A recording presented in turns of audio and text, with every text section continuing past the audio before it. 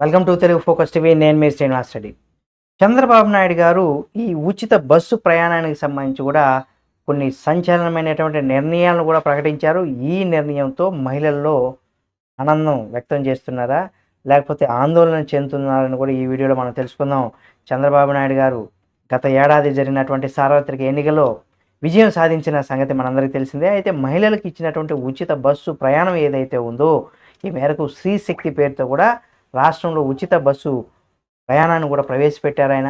ఆ విషయం మనందరికీ తెలిసిందే. అయితే శుక్రవారం సాయంత్రం ఆయన చంద్రబాబు నాయుడు గారు స్వయంగా ఈ కార్యక్రమాన్ని ప్రారంభించారు.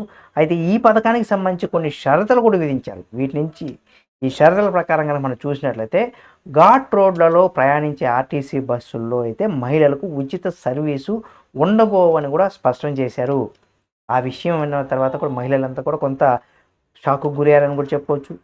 ఈ విషయాన్ని చంద్రబాబు నాయుడు గారు చెప్పుకొచ్చారు. ఇక ఆ బస్సులో ప్రయాణించే సమయంలో మహిళలు ఆధార్‌తో సహా ఇతర గుర్తింపు కార్డులు ఒరిజినల్ చూపించాలని కూడా పేర్కొన్నారు.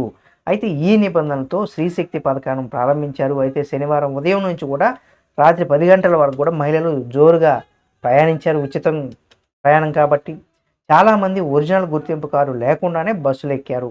కేవలం జిరాక్సులు లేదా ఫోన్‌లో ఉన్నటువంటి డిజిటల్ కాపీస్ ఏవైతే ఉంటాయో మనం ఫోన్లో డౌన్లోడ్ చేసుకున్నవి ఆ కార్డును కూడా చూపించారు. వీటిని అయితే కండక్టర్లు అయితే అనుమతించలేదు. దీంతో మహిళలు వీటిని కూడా అనుమతించాలంటే కూడా విజ్ఞప్తి చేశారు. దీనిపైన ఉన్నతాధికారులు కూడా సమాచారం అయితే అందించారు.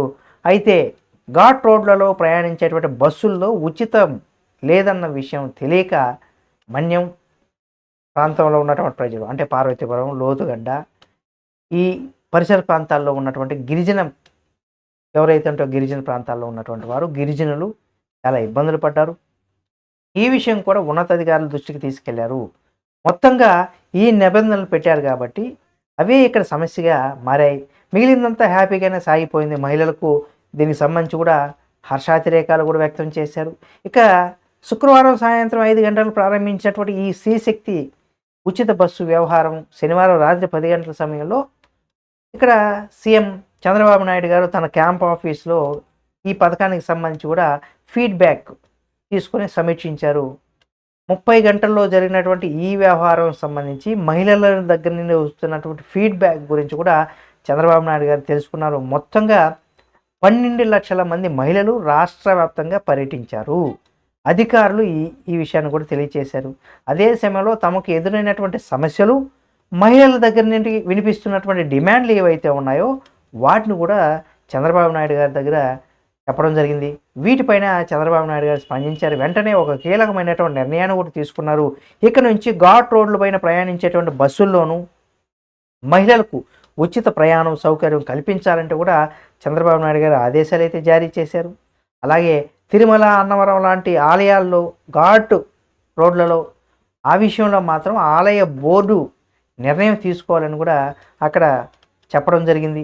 ఇతర ప్రాంతాల్లో ఎక్కడైనా సరే ఘాటు ఉన్నా ఉచితంగా అనుమతించాలంటూ కూడా సీఎం ఆదేశాలు జారీ చేశారు.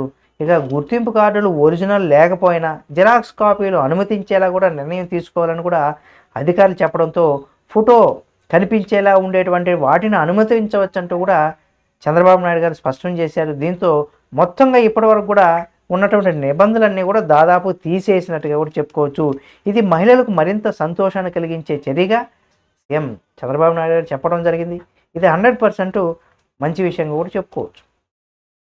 ఇది ఈ ఉచిత బస్సు ప్రయాణానికి సంబంధించి స్త్రీశక్తి ఏదైతే ఉందో దీనికి సంబంధించి మీరేమనుకుంటున్నారు అనేది కూడా కామెంట్ రూపంలో తెలియచేయండి. ఈ పథకానికి సంబంధించి ఇలాంటి మరిన్ని వీడియోలను ఎప్పటికప్పుడు మీ ముందుకు తీసుకొస్తుంది మన తెలుగు ఫోకస్ టీవీ ఛానల్. కాబట్టి సబ్స్క్రైబ్ చేసుకొని పక్కన ఉన్న బెల్ బటన్ ఒకటి మాత్రం మర్చిపోకండి.